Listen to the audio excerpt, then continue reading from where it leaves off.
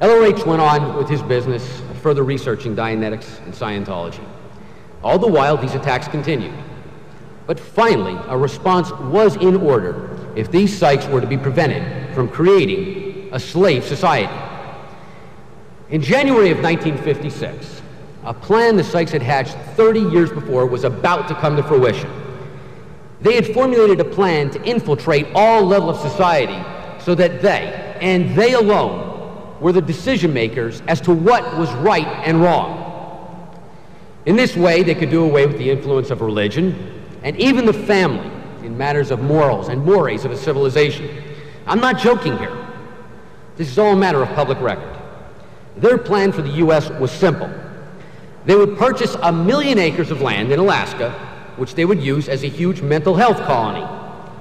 They would then change the commitment laws so that they could arbitrarily commit any citizen to this facility. One didn't need to violate a law or do anything wrong. All it would take was a psych deciding you weren't desirable, and off you would go without recourse. It is very convenient for a government wanting to control its populace, and the obvious force to implement this plan was psychiatry. In fact, such a plan already had precedent. It was doing wonders to keep the populace quiet. Where? In Stalinist Russia, of course. They called it Siberia.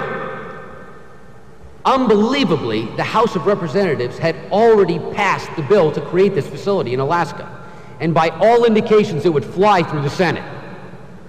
The press and public were asleep, and the politicians were drooling. And then out of nowhere, a force they never contemplated came on the scene. That force was LRH and Scientology. Naming it for what it was, LRH...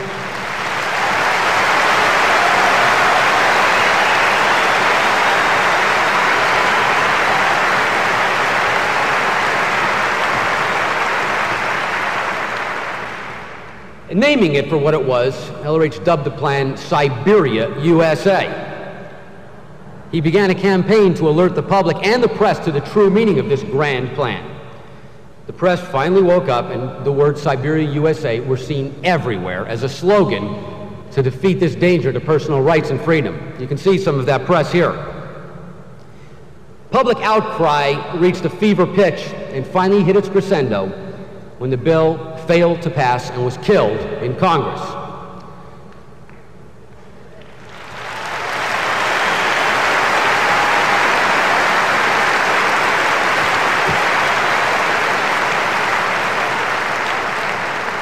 Now today, hardly anyone in this country remembers this plan.